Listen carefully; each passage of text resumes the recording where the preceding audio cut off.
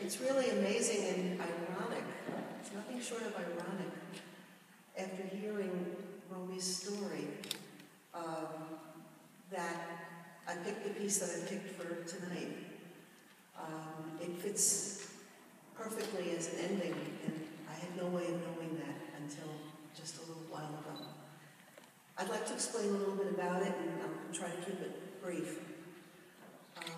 The poet, partisan fighter, and eminent collector of the Yiddish Shoah song, Shmerki Kaczerginski, was born in 1908, Vilna, Russia-Lithuania.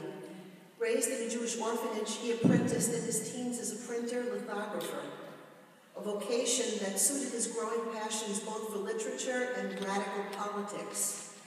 These earned him repeated beatings from the police and a spell in prison.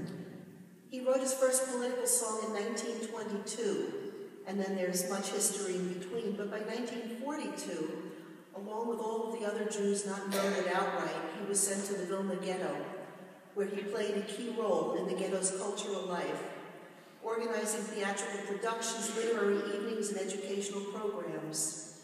Many of the lyrics that he wrote at this time became instant ghetto favorites.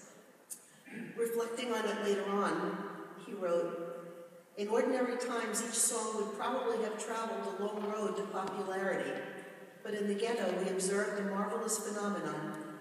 Individual works transformed into folklore before our eyes."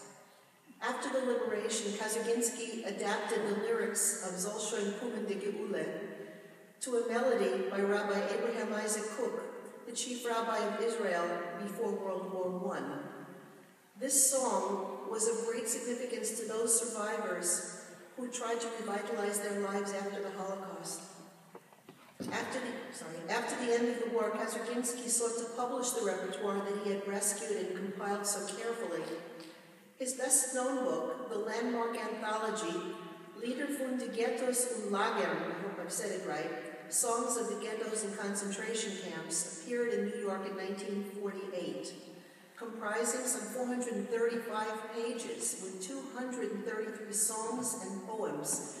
This volume remains today an indispensable point of reference for research in the field of Jewish folk and popular music of the Holocaust period. More than 50 years after his death, this work continues to influence new generations of scholars and performers.